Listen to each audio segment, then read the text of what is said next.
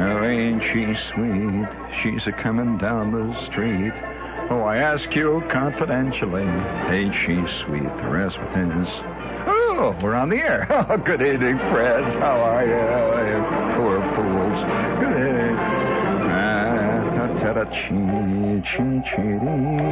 And a tiny figure, tattered and torn, mounts the dusty podium. A light purple glow spot plays upon his hallowed head. He raises his hand. You'll notice that he is carrying a worn fielder's mitt, tattered and torn. He mounts the podium and is about to commence another long tiration, another baying at the past receding moon. That's poetic, isn't it? Oh, you ain't heard nothing yet. Nothing. I'll award the brass piggy. Hey, Walter, you ain't heard nothing yet. Who said that all the time? Who used to always say, you ain't heard nothing yet? You ain't heard a thing yet. No, it was not Franklin Delano Roosevelt. No. Who was it? It was another comic. Now, come on. Who was it who said that? Which reminds me, speaking of comedy, would you please bring some of that, the ripe, hairy stuff, sneak it in behind me. All set? Just sneak it in there. That's the kind of stuff we want. It's growing a little mold around the edges, see? And I want you to listen. I want you to listen careful. Up from the meadows, rich with corn, clear in the cool September morn, the clustered spires of Frederick stand, green-walled by the hills of Maryland.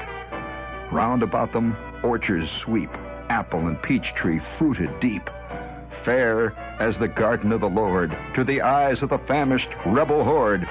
On that pleasant morn of the early fall, when Lee marched over the mountain wall, over the mountains winding down, horse and foot, into Fredericktown, 40 flags with their silver stars, 40 flags with their crimson bars flapped in the morning wind. The son of noon looked down and saw not one. Up rose old Barbara Frietchie then, bowed with her 80 years and 10. Bravest of all in Fredericktown, she took up the flag the men hauled down. In her attic window the staff she set to show that one heart was loyal yet. Up the street came the rebel tread, Stonewall Jackson riding ahead. Under his slouched hat, left and right, he glanced. The old flag met his sight. Halt! The dust-brown ranks stood fast. Fire! Out blazed the rifle blast. It shivered the window, pane and sash. It rent the banner with seam and gash. Quick as it fell from the broken staff, Dame Barbara snatched the silken scarf. She leaned far out on the windowsill and shook it forth with a royal will. Shoot if you must, this old gray head, but spare your country's flag, she said. Oh, a shade of sadness, a blush of shame over the face of the leader came. The nobler nature within him stirred to life at that woman's deed and word. Who touches a hair of yon gray head dies like a dog. March on, he said. All day through Frederick Street sounded the tread of marching feet. All day long that free flag tossed over the heads of the rebel host. Ever its torn folds rose and fell on the loyal winds that loved it well. And through the hill gap's sunset light shone over it with a warm good night. Barbara Frietchie's work is o'er, and the rebel rides on his raids no more. Honor to her, and let a tear fall for her sake on Stonewall's bier. Over Barbara Frietchie's grave, flag of freedom and union wave, peace and order and beauty, draw round thy symbol of light and law, and ever the stars above look down on thy stars below in Fredericktown. Bring it up big, Will. Oh, that old babe, she made it out. Oh, Barbara Frietchie. Who touches a hair of yon gray-head dies like a dog, a rotten old yellow dog, said Stonewall Jackson. Oh, spare if you must this old gray-head, but spare your country's flag. flag, she said, and I hear you talking, Barbara. Oh, Barbie, you are swinging from that old windowsill like a clapper bell of hell. Oh, spare your country's flag, she said, but shoot if you must this old gray head. Oh, let's hear that. Blow that horn, man. How'd you like that?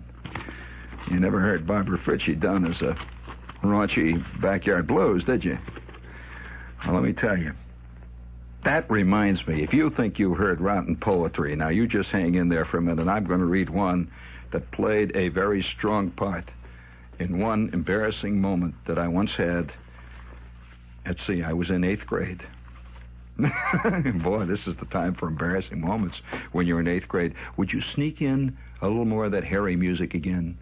Just sneak it in there, Walter. Easy and soft. That's it. No, Walt. No, is that the one you played again? All right, bring it in there. That's it. No, that's not it. You got the next cut. You just sneak in that other one there. It's got to be Blues for Yaller Dog.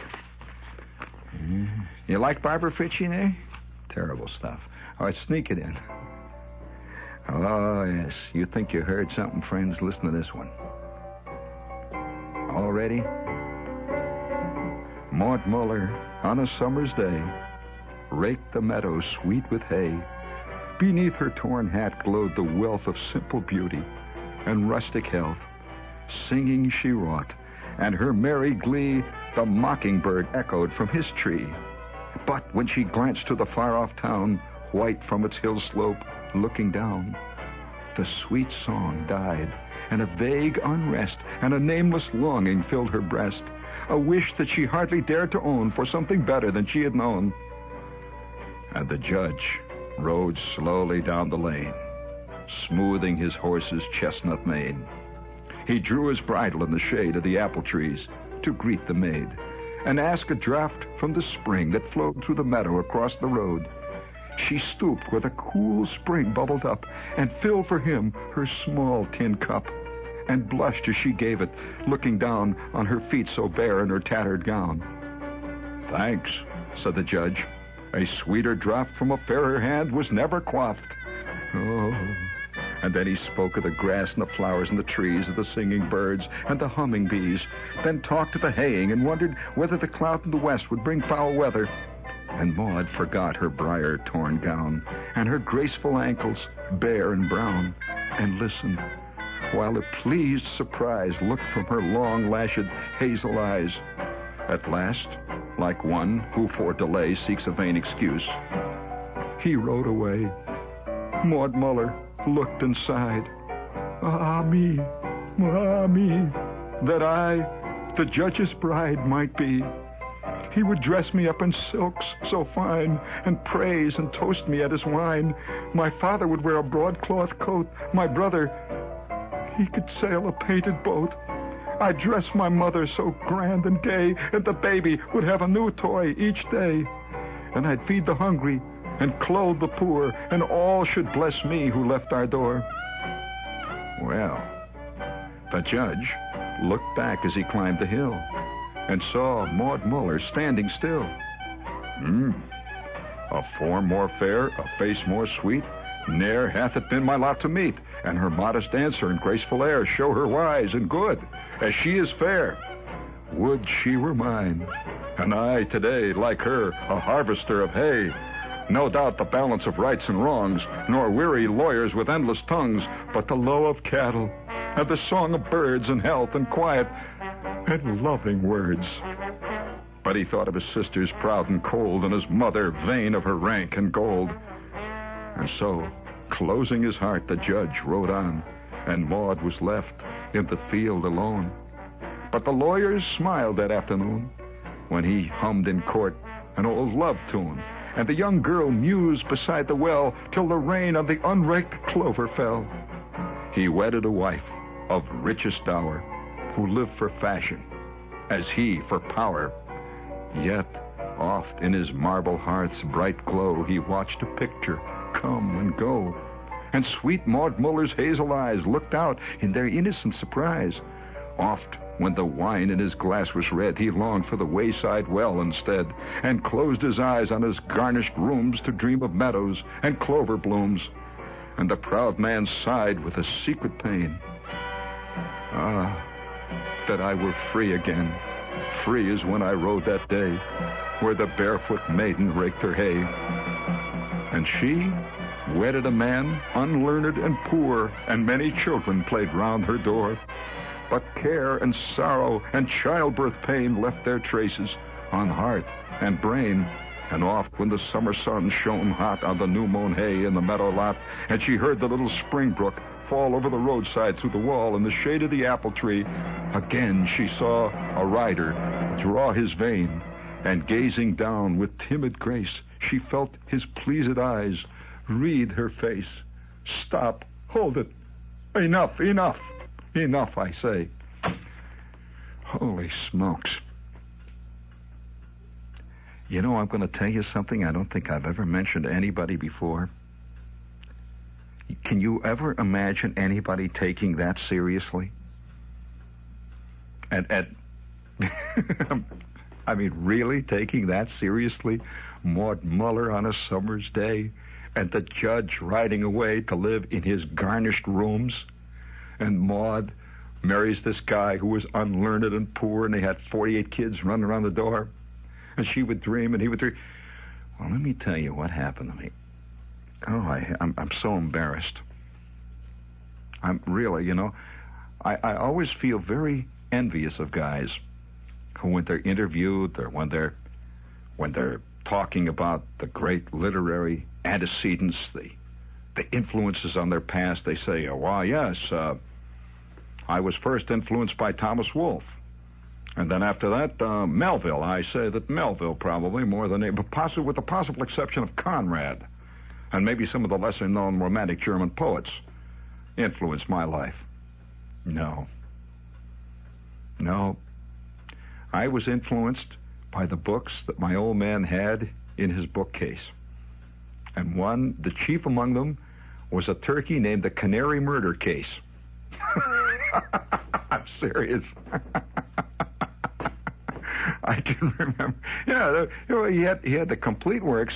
Was there ever a writer? Now I'm going to ask this is a literary question, and this is by way of a kind of a confession, I suppose.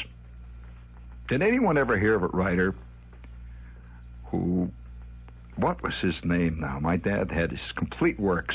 He was a fantastic fan of his, and he wrote a thing called the Canary Murder Case. I remember that vividly. I had a picture of this yellow canary on the dust jacket.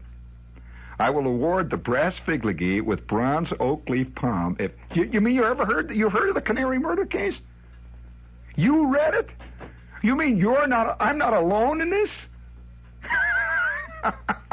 Well, I'm a little kid, see, and this is the first real book I read. Up to this point, you know, I've been reading the Bobbsey twins at the farm. Things like Raggedy Ann and Raggedy Andy. And one day I'm walking around the house, and it's raining out, and my mother, she's like, oh, will you please get out of the kitchen? Will you stay out? I'm trying to get some work done. Yeah, there's nothing to do. There's nothing to do. And she said, well, why don't you read? Why don't you go and read? I mean, so it's raining. Why don't you go and read? I got nothing to read. She says, look, we've got a whole bookcase full of books. Now, why don't you go and read something? Well, up to that point, this bookcase full of books had nothing to do with my life and reading. It was, you know, books. It was my father and my mother's books. I had all these books, see? So she says, go in the dining room and get one of the books out. And why don't you read it? We got a whole bookcase full of books. Don't tell me we don't have anything to read. So I go into the next room, and I'm looking through these books, and here is this one with this big yellow bird on it that had been there ever since I was a little kid. I can remember this book, The Canary Murder Case. And so, gee, you know, I've got the permission to read the book out of the bookcase, so I take this book, and I go into my bedroom, and the kid reads in the bedroom, and I turn on the light. I'm sitting there, and I remember the opening paragraphs. It hit me so much. This detective lived on Riverside Drive, fashionable Riverside Drive, it was described as, if I remember, fashionable Riverside Drive, high among Manhattan's sparkling, scintillating, mysterious canyons. And he is sitting in his study, and he is smoking imported Egyptian Régie cigarettes. And he has a manservant who keeps coming around and telling him that the news is coming on in just a few moments, and that they have received a mysterious phone call, that something was going to be on the news tonight that would contain a message that would be highly important to this detective. I will award you the brass figurine if you can tell me the name of the detective. Now, who was that? It was not, and I'll give you a clue, it was not Sam Spade. I'll also give you a clue, it was not Humphrey Bogart. And and from that minute on, was I hung on this guy. I mean, he had this, his powerful motor car, his powerful imported motor car purred ominously outside of his fashionable Upper Riverside Drive apartment. And his manservant. What was the name of his manservant? All right, what do you mean? Come on, everybody talking about. Well, these are the things that are my. If people keep writing me and say, well, what influenced you in your early days? Well, I'm telling you, for at least, I would say, for at least 6 months as a kid. Now get this, as a kid, for at least 6 months, I patterned my way of being on this detective. Just like, a lot of kids holler Shazam and try to pretend like they're Superman. I played like this detective, and I would say things like, such things like, well, of course, you realize that the wine from Alsatia is always a little impudent. I'd say that. I remember flicking through and I was like, oh, what are you talking about? I said, well, another thing, all the kids at that time, guys were experimenting with smoking, see? And everybody was sneaking out and stealing a package of Lucky Strikes, so they were going out and they'd save their nickels and they would sneak into Oschenschlager's grocery store and they would buy a package of Camels and tell them it's for their old man. I'm probably the only guy you ever knew who saved up nickels for about 4 weeks to buy a package of Fatimas. Because they had this picture of this dancing girl. Yeah. All right, what was the name of that detective? Meccas. Never heard of them. Meccas are those little flat candies. Speaking of Mecca, friends, this is WOR, your friendly, reliable fighting station. Your embattled station on this spot of the time. This is the John Gambling station, and we'll be here for a while. And that reminds me, we have a big note here, very official. This Thursday night. Now, look, I must have received about 50 letters in the past 2 or 3 days from people who say, how come I missed the show at the Middlesex High Auditorium for Raritan Valley Hospital and so on. And we're going to have a big, wild, fantastic, I just can't tell you, it's just going to be so exciting, so scintillating. I'm going to do my famous vest pocket version of Electra at Seton Hall, and it's played in armor, Walt. It's very good. I come on, I play Orestes, and then I play the King and the whole bit. And it's going to be Seton Hall University Student Union Building, and we're being brought over there by the radio station WSOU, which is their big radio station. And it's going to be Thursday, February 1st. That's this Thursday at 8:30. Tickets are at the door, so do not try to write or call. Tickets are on sale, first come, first serve, and again repeat, the Student Union Building, Seton Hall. That's Thursday, February 1st, 8:30, WSOU. Well, have you noticed that not one guy got the name of that detective? It is not Sherlock Holmes, you klutz. Sherlock Holmes he never had the savoir-faire that this guy had. And he lived, if I'm not mistaken, I think it was in an apartment on Riverside Drive. Now, when you live in a place like Hessville, Indiana, and you're a kid, and you read about fashionable, sparkling Manhattan, I just can't, I'm serious, Walt, I just can't tell you what the word Manhattan does to somebody living in, say, Goshen, Indiana. It's like some kind of a rare herb. I'll tell you what it's like. There are certain words by their very nature are exciting. I'll give you some of those. Here's an example. Arabia. Isn't that an exciting word? How about this one? Trinidad. That's an exciting... How about this one? Zanzibar.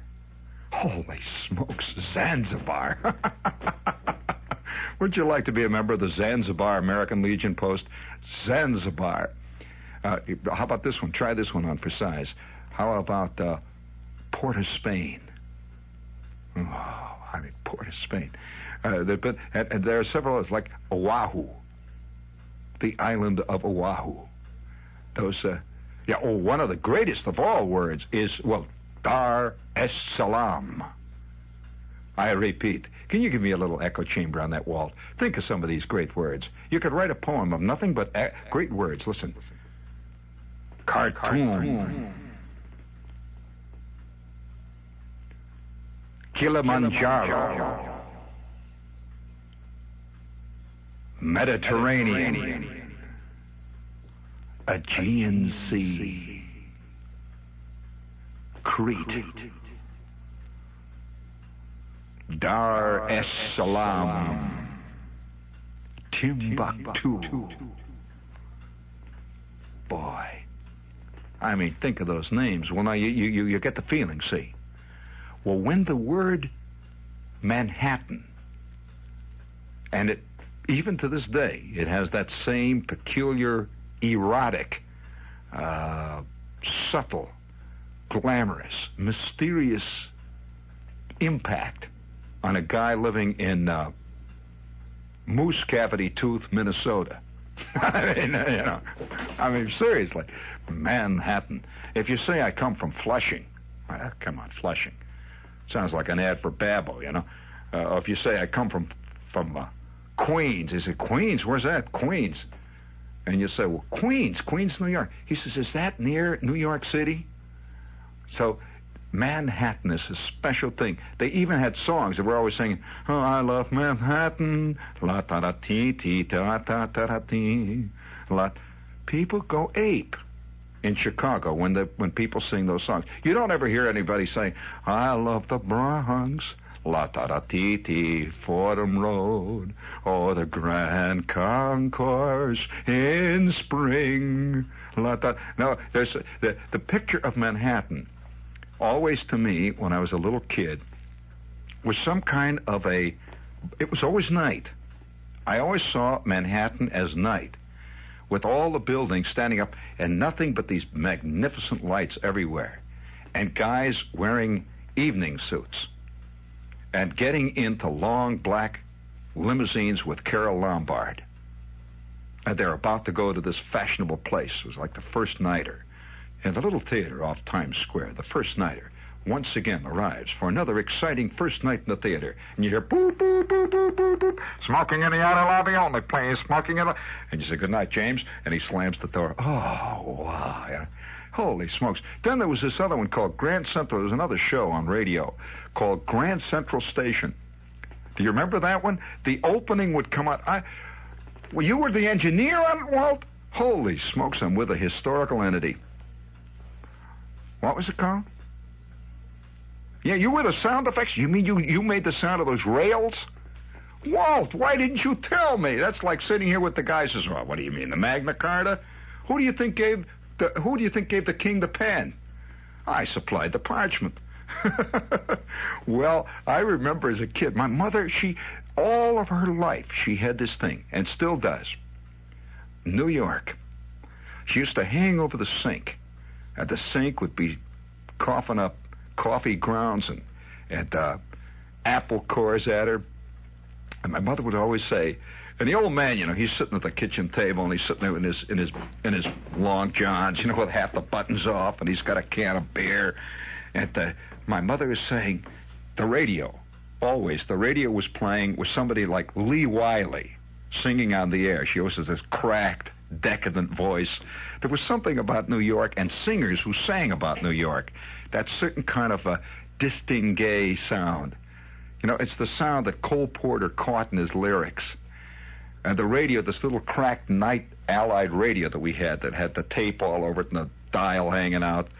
and you'd hear Lee Wiley with Jess Stacy or somebody, and she'd sing, I love Manhattan, la-da-da-dee-da-da-da. And the singers all sounded like they had just been drinking champagne cocktails out of somebody's slippers. My mother's hanging over the sink. I love Manhattan, la-da-da-dee-dee-da-da-da-da-dee. And my mother would say, one day I'm going to New York. But the old man would snort. You'd hear, black. Yeah, New York. And she'd hang over the sink, and you'd hear her curlers rattling. I love Manhattan. La-da-da-dee-da-da-da-dee-dee-dee-dee. And then the announcer would make the station break, and out would come the show. You'd hear this thunder of rails out of the west and through 125th Street, past teeming tenants, past raging. The great 20th Century Limited speeds towards Grand Central Station. Grand Central Station. Yes, Grand Central Station, where 1,000 mysterious lies crisscross and cross, where millions of people every day walk quietly and soundlessly, and millions of lives are spent. And oh, wow. My mother'd stand there with her Brillo pan in her hand. Grand Central Station. Was there ever such a show, Walt? You know there was. It was about Tales, and then there was another show called Tales of Manhattan. Did you ever hear that one? And they'd come out with this. No,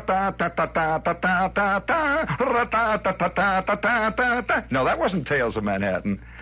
Yeah, Manhattan Merry-Go-Round. Yeah, and my mother would say, oh, her mouth is hanging open. Oh,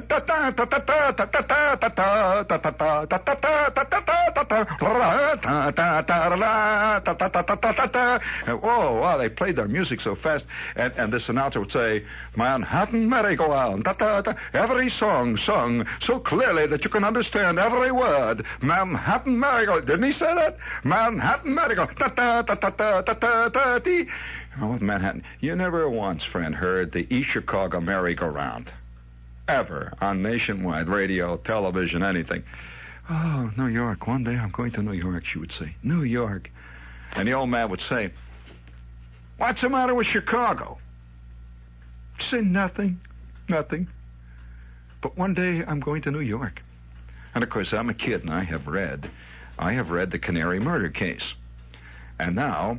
And the old man had every last volume of the work of this fantastic writer who created this detective.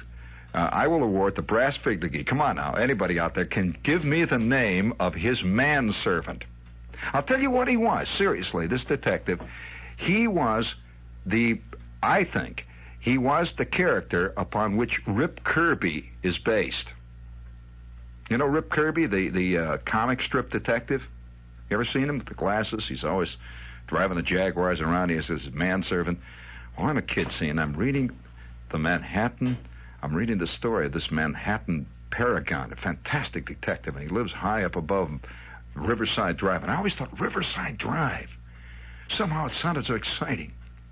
It sounded like... it's hard to describe it now because I know Riverside Drive now, you know. But I just remember Riverside Drive. And he had this fashionable bachelor's apartment, bachelor's quarters, they referred to it. And he always had a study. Now, I'll tell you what we had in our house. We had a dining room. we had a bathroom. There was my kid brother's and my bedroom. There was my mother's bedroom. And we had a kitchen. And we had what my mother called the living room. And in the living room, we had a living room suite. No, actually, what we had was a living room suite. No, she didn't call it parlor. We always called it the living room suite. Now, the living room suite meant that we got the matched furniture, that the matched cherrywood furniture that came from Frida's Furniture, and we had a living room suite. We had a dining room suite, but not this detective. He didn't live like that. He had rare imported Spanish furniture of the 15th century, and he would sit rocking back and forth, looking contemplatively up at the ceiling, with the volume of Aeschylus that he had been reading, kind of tossed casually to one side. And he is sipping rare Madeira sherry, 47 years old, bonded in bond. And he's sitting there and smoking his imported Egyptian Frietchie cigarettes. I thought, holy smokes. And I read this, and I look out at the old man. And what's the old man doing there? Well, he's sitting there, and he's running around. I always remember this picture after reading this. What is my old man doing? He was such a fanatic smoker that he is running around all over the house looking in the ashtrays for a cigarette butt that's longer than a quarter of an inch. And this detective, he is smoking imported Frietchie cigarettes. I always remember that word, Frietchie. R-E-G-I-E. Was there such a cigarette? And they were gold-tipped. That's right, gold-tipped Frietchie cigarettes. And they were perfumed. They had a rare perfume. And the implication was that they contained more than plain tobacco. Always. He's sitting there, and the smoke is drifting up near the ceiling of his dimly lighted, lush, luxurious bachelor quarters, and he is seeing the face of this lovely girl, Minerva, who he had left on the island of Madagascar in the hands of the evil dacoits. What a life! Well, this is what I always thought Manhattan was very much like this. And literature began to get me. See, I'm a real ape on literature now. I'm reading the Canary Murder Case. I'm reading stuff like what was that other one? That was he wrote another one. This guy, the Sparrow Murder Case. The Scarab. That's it. Oh, you got it. Yeah, the Scarab, and it was a golden Egyptian scarab that this detective was after, and the killer. I remember I remember the Scarab Murder Case. The killer, the evil killer, or the mysterious gang of killers, or jewel thieves. That's what it is, jewel thieves. Wherever they would go, they would leave a scarab to show that the scarab has struck again. And it was an Egyptian golden scarab. Now, there was another guy, so I began to get really involved in this stuff. See, I'm reading this detective and going ape. Boy, I'll have to get some of this stuff and read it on the air. It would make great reading with music accompaniment. And so, one day, I'm down at the library, and I have read everything this guy ever wrote. This great writer. And I have read the Scarab Murder Case, and I have read the Canary Murder Case 7 times. I read it sideways. I read it from the back to the front, and I can quote you chapters. Oh, I could give long quotations. I've always admired guys who could give long quotations of Wordsworth. I could give quotations from the Canary Murder Case. Oh, yes. Oh, yes, I'll never forget. And I would give a long quotation. Of course, this went over like a lead balloon with Schwartz and Flick in that crowd. And so one day I'm down at the library. And you get to meet in the library, if you're a real library nut, you get to meet other guys and other people who are also nuts on the same kind of thing that you dig in the library. They're always there, you see. It's like if you're a stamp collector and you keep going and asking for stamp collector books, eventually you'll see a little gnarled man say, do you like stamps? And the next thing you know, you're talking. So one day I am returning about 8 SS Van Dyne, that was his name, about 8 big fat SS Van Dyne mysteries. And this guy at the counter says to me, he says, oh, you like SS Van Dyne? And I says, oh, fantastic. In fact, I'm thinking of getting the title page of the Scarab tattooed on my thorax. It's just the greatest stuff. This is real literature. And he says to me, well, he said, you would like this then. And he hands me a worn library book that had been taken out by about 48 million people. It was so worn, the dog ears went all the way to the middle of the book. They were so dogged. The book was round like a softball. It was so dog-eared. See? Yeah, I mean, real. This is a working book. And you could see inside, where it had been stamped 5,020 times, and red and green stamps. And he says, and this is the guy working in the library, and he says, I think you'd enjoy this. He said, this is my favorite. I really love this work. And little did I realize, I am about to meet a hero who even to this day affects my every move. Oh, yeah. I don't like trench coats. Well, I'll tell you, I bought a trench coat here the other day, and every time I walk down 46th Street and the rain is slanting, I pull it up. I pull it up around my, pull it up around my neck, and I put that cap down, and my eyes narrow to mere slits, and I start walking with a very exaggerated limp. I'm assuming the character. Well, I picked this guy's book. It was a great book. Say, I started to read it, and I'll tell you, it made S.S. Van Dyne look like greasy kid stuff. That hero, I'll tell you what a magnificent hero he was. Do you know that this hero lived so high off the hog that this guy, he was a highly respected young man about town, and some thought he was a playboy, but secretly, in the quiet of his study, he plotted to deal with the evil minions of crime. Now, who was he? Now, you know what he also did? He wore, I'll give you a clue, he always wore around him, inside, whenever he went out, in his faultless velvet evening cape, which had a blood-red silk lining, and his Malacca cane, he always wore around his chest a magnificent, beautifully made, rare Swedish steel set of burglar tools. That's right. And they were carried, it said that these burglar tools were carried in it said paper-thin, kid-skin, specially made case.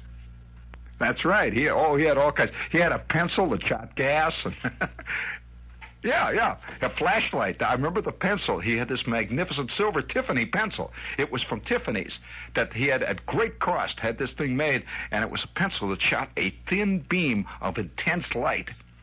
And he was the greatest safecracker known in the history of the world. He had these sensitive fingertips. And they were so sensitive that when he was not working at his trade, he had to wear gloves because his nerves were so sensitive that he would sit there and he would feel the tabletop and he could feel the grain of the wood. And there was one incident where he was blindfolded by these evil guys that caught him. And completely blindfolded. He did not know where he was. But one thing they did not do, they did not deal with his hands, because his hands were even more sensitive than his eyes. And he is lying there, see, and he's tied, and he feels around him, see, and he can feel the wood of the wall, and he says to himself, I see. This is unpainted green American oak. How's that for he could tell what kind of wood it was by feeling it. That's, holy smokes, what a Boy Scout this guy would make. And he went all the way. And he had this girlfriend. And she was like all the girlfriends of all those guys. She was so beautiful and so stunning. And she had no idea of what he was doing. He was always this gay man about town, and he would meet her, and then he would slip away. He would have her at the Silver Slipper or someplace where they're having an evening dinner after. They always did these things like have a supper after the show. You know, at home, supper to us was at 6 o'clock. My mother would put out the spaghetti and the meatloaf, and that was supper. They had what they called a late supper. Well, I never could figure out what they meant after the show, having supper at 11, 12 o'clock. And he would always order a cold bird. He says a cold bird, and a cold bottle. And how about, Saint Martin Beaujolais 03, perhaps. And the rare wine was brought to him. And the cold bird was served on the silver salver. I remember what a salver was. He'd sit there at his evening dress, and little did his beautiful girlfriend, Ardella, or whatever her name was, little as she realized that neath that magnificently tailored, that beautifully cut tuxedo, there was a set of deadly blue steel burglar tools. And he was waiting for the message. And they're sitting there carving the bird, when suddenly the French waiter comes up and says, "Ah, for you, monsieur." And he hands him a card. And on the card is a simple, pen-drawn cat's paw. And he whitens slightly. He says, "Thank you." And he hands him a note, a 5-pound note, as a tip, see? A note. And the waiter says, merci, monsieur. And off he goes. And then he looks across at his fair companion, and he says, "You will excuse me for just a few minutes. I will return there is a task I must take care of. Just something, just a small thing. And you will stay here, and Louis will see to it that the wine will continue to come. I will join you. And that's the way the first chapter would start. And 8 chapters later, after he's been up and down the waterfront, and he's been fighting this fantastic bunch of hashish, drunk, evil people, he returns to the Silver Slipper. And he says, I see. Well, we shall have another bottle now. And she had no idea that in the ensuing time, he had been through veritable hell. Now, what was the character? He had an alter ego. Now, I'll give you this clue. He had an alter ego, Walt, this guy. And the alter ego was the guy that he would slip into when he decided to become a member of the underworld. He had a dual life. On the one hand, he was who? All right, is there any listener out there can tell me the name of this fantastic character that I'm talking about? Oh, and I will give you one other important clue. As a kid, this really got a hold of me.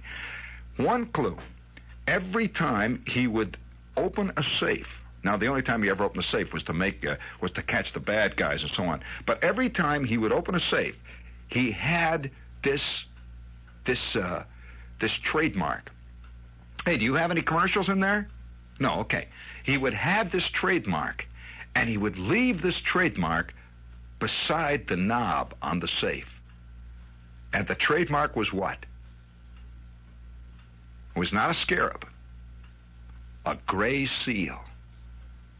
The gray seal. Yes, a diamond-shaped gray seal. And I remember the inspector and the sergeant of police would say, the gray seal. We don't have a chance. He struck again. And what was the name? His name, I'll tell you in case you're interested, his name was Jimmie Dale. But what was the name of the character? He had a character he played when he was down on the waterfront. What was the name of the character? Come on. And by the way, the character that he played was a completely depraved, totally drug-crazed dope fiend.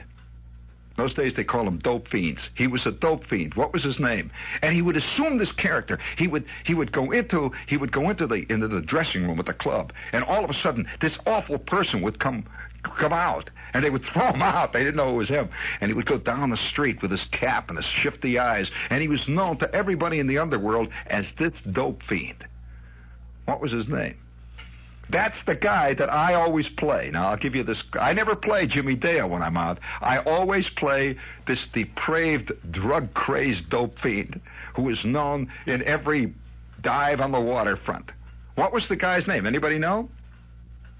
All right. Well, those are the antecedents. Those are the things that make you what you are. and one more thing. He, too, had a manservant.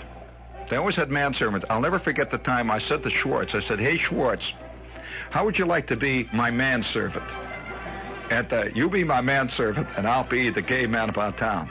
So I am manservant. What's a manservant? I said, well, you hold my coat, and you put it on. You bring me the wine. You can open my knee-high orange. Don't tell me somebody's calling in and knows it. Well, hang loose, friends. These are the things of which Maud Muller's life is made. And don't forget Barbara Frietchie, friends. Oh, yes. Hail not. Yes, harm this old gray head, but leave the flag unfurled. Hang loose. Think good thoughts. It'll work out.